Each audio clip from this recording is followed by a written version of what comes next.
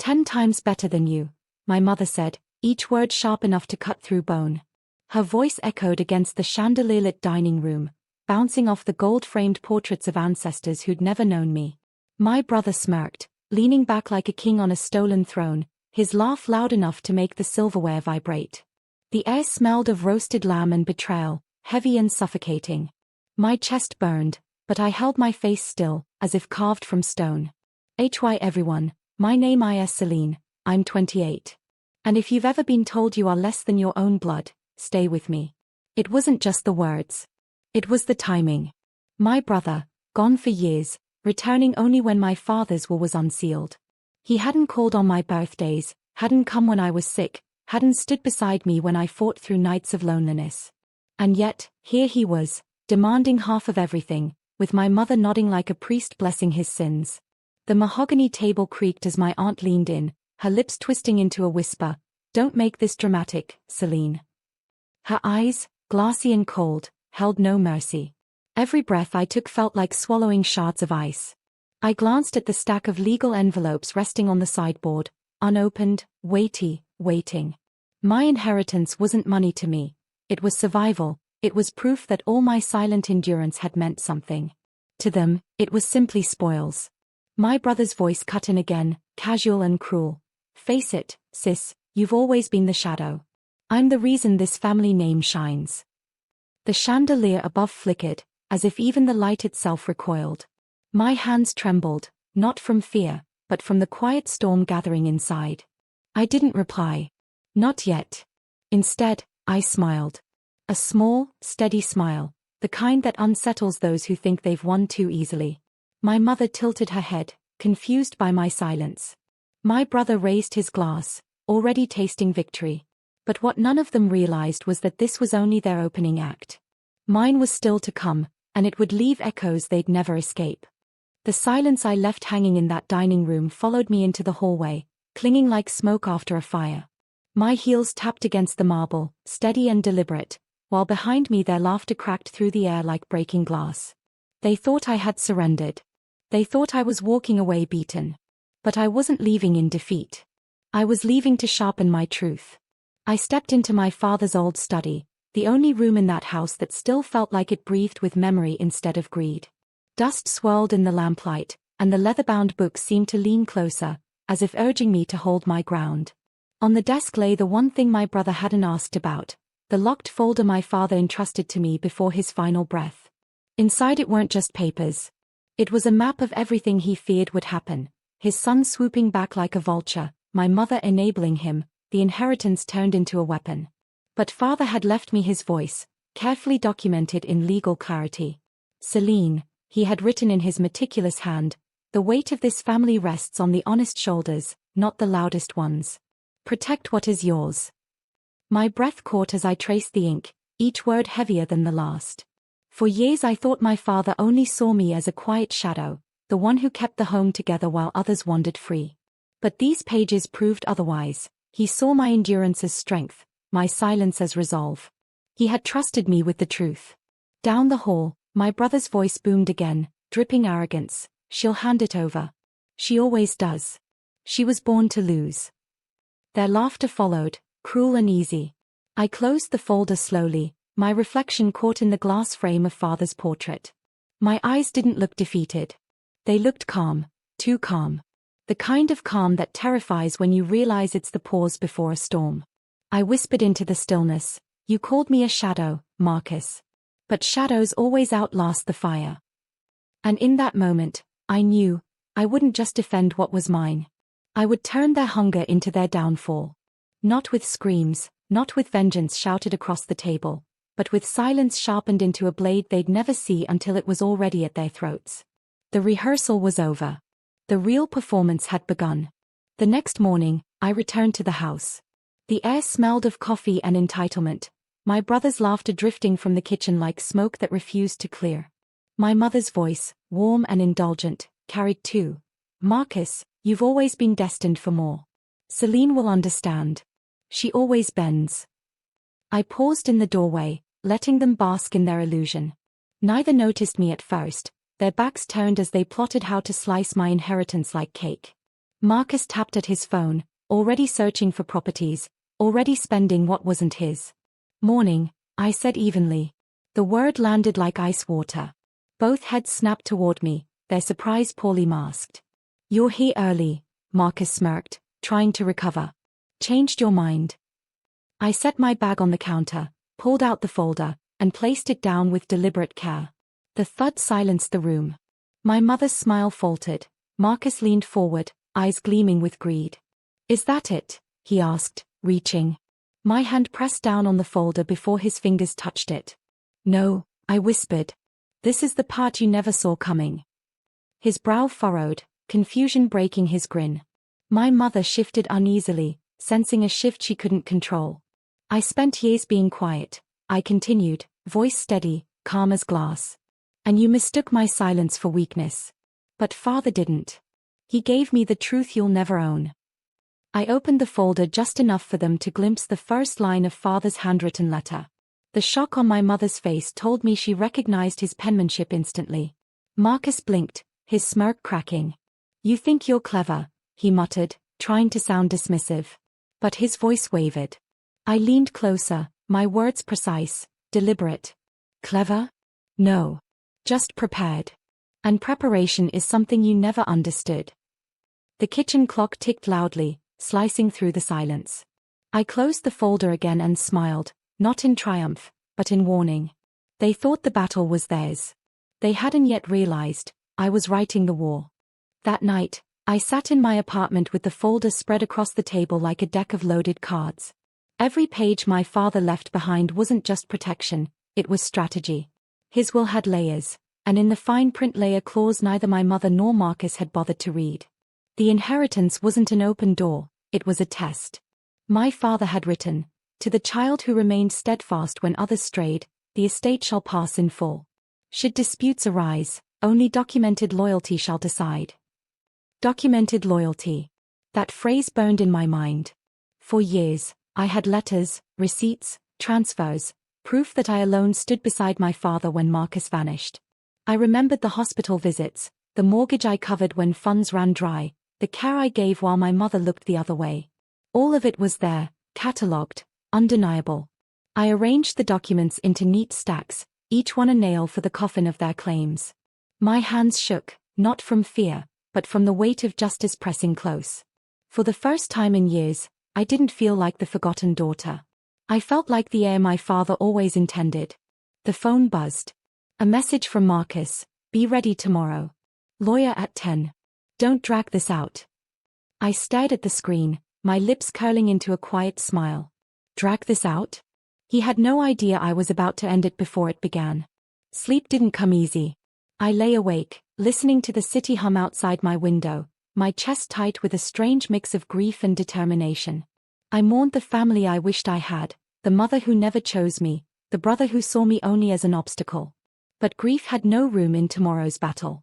Tomorrow, I would arrive not as the silent daughter. I would arrive as the storm.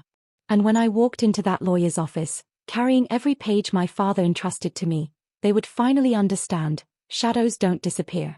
They become the outline of truth. The lawyer's office smelled of old leather and polished wood, the kind of place where truths were unwrapped slowly, like fine cigars. My mother sat rigid in her cream suit, pearls gleaming like tiny shields.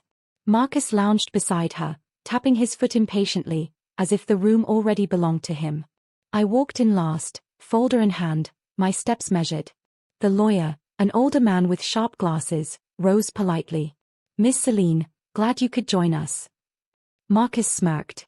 We won't take much of her time. She knows what's fair. Fair. The word burned on my tongue, bitter as rust. I slid into the chair across from them, laying the folder gently on the table. Marcus's eyes darted to it, his greed too loud to hide. The lawyer cleared his throat. Before we begin, I must state, Mr. Thorne's will is unconventional. His voice carried weight, each word deliberate. He set conditions. Loyalty, presence, support. Only the child who demonstrated these consistently is entitled to the estate. My mother's face drained of color. Marcus sat up straighter, forcing a laugh. Loyalty? I'm his son. Blood speaks for itself. I leaned forward, Voice soft but steady. Blood may speak, but evidence screams. With that, I opened the folder. One by one, I placed documents across the desk, hospital records signed by me, bank transfers I made to cover father's debts, receipts of medications I bought, letters in his handwriting thanking me for my care. The lawyer's brow furrowed deeper with each page. Marcus's smirk cracked. This doesn't prove. It proves everything, I cut in, my words slicing the air. While you vanished, I stayed. While you thrived, I carried the weight. Father knew this day would come. He left the truth in my hands. Silence swallowed the room. My mother's pearls trembled against her collarbone.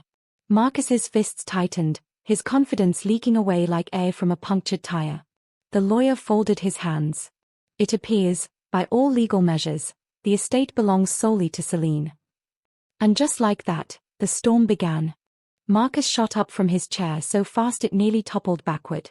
His face burned red, veins straining at his temples. "This is a trick," he barked, his voice cracking in the solemn quiet of the office. "She manipulated him. She always manipulated him." The lawyer adjusted his glasses calmly. "Mr. Thorne's documents are clear. Unless you have evidence of fraud, the estate is settled." My mother's eyes darted between us, panic swimming behind her polished mask. "Marcus," she whispered, reaching for his arm, "sit down. We'll figure another way." But he yanked away, glaring at her with the same venom he aimed at me. I sat still, hands folded neatly on the folder. My voice was quiet, but it cut through his rage. "For once, Marcus, you can't charm your way through the truth. Father saw you for what you are, and he saw me for what I've always been." He sneered, leaning forward until his shadow fell across the table. "You think this makes you stronger? You think this erases the fact that no one wanted you?" The words hit sharp, but they didn't break me. I had heard them all my life, phrases crafted to keep me small. But this time, I lifted my chin, letting his hatred echo back at him like an empty song. "Wanting and deserving aren't the same. I may not have been wanted, but I earned everything you abandoned." The lawyer cleared his throat. "The matter is decided. Miss Celine inherits in full. I'll finalize the documents immediately." The sound of his pen scratching across paper felt like thunder sealing the sky. Marcus collapsed back into his chair, chest heaving, rage bubbling with no place to go. My mother looked smaller than I had ever seen her, her pearls now nothing more than beads choking her neck. I rose, gathering the folder once more. "You both taught me something today," I said softly. "That blood doesn't define family, actions do. And your actions have spoken loud enough for a lifetime." The room stayed silent as I walked out, leaving them with nothing but their echoes. The city outside felt louder than usual, horns, footsteps, voices colliding like restless waves. But inside me, silence ruled. Not the silence of weakness they once mistook for surrender. This was the silence of power, sharpened and calm.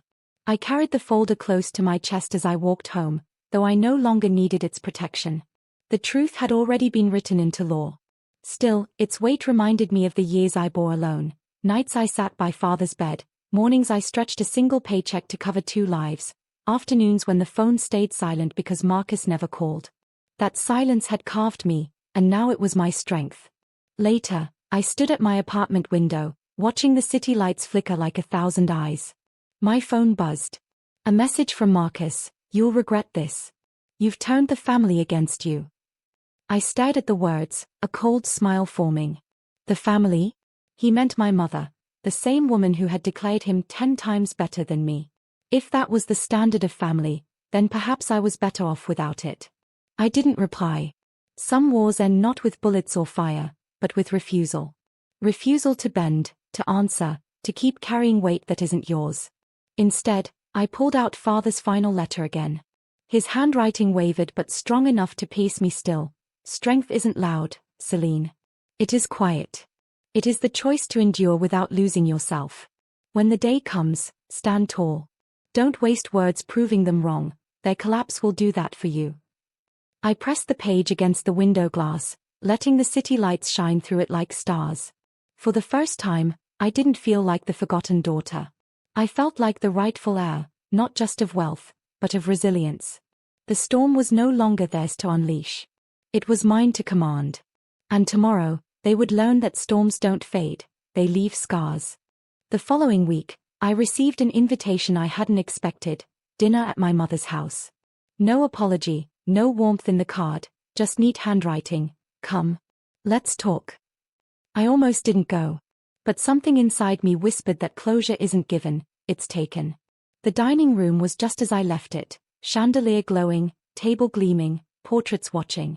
Marcus sat at the head seat this time, as if clinging to a throne that was already gone. My mother hovered, her pearls still shining but her eyes hollow.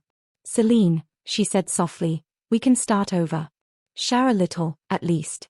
Family should stay together."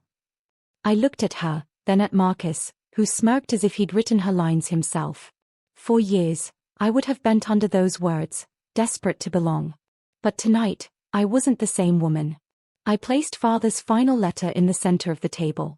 "Family isn't measured by blood or pearls or empty titles," I said evenly. "It's measured by loyalty, by presence, by truth. You both chose your side long ago." Marcus rolled his eyes, muttering, "Dramatic as always." But my mother's gaze faltered, landing on the ink she knew too well. Her hand trembled, reaching, then pulling back. She didn't speak again. I stood, smoothing my coat, my voice steady. "I'm not here to divide what's mine. I'm here to leave behind what was never real." The chandelier hummed above us, light spilling like judgment across their faces. Neither stopped me as I walked toward the door. For the first time, I felt lighter, not because I had won an inheritance, but because I had released the chains of needing their approval. Outside, the night air wrapped around me like freedom. I carried no bitterness, only clarity. They could keep their illusions. I had something better: my father's faith, my own strength, and a life unshaken by their absence. As I walked away, the words rang in my mind like a final verdict. They thought silence was weakness. But silence is where I built my power.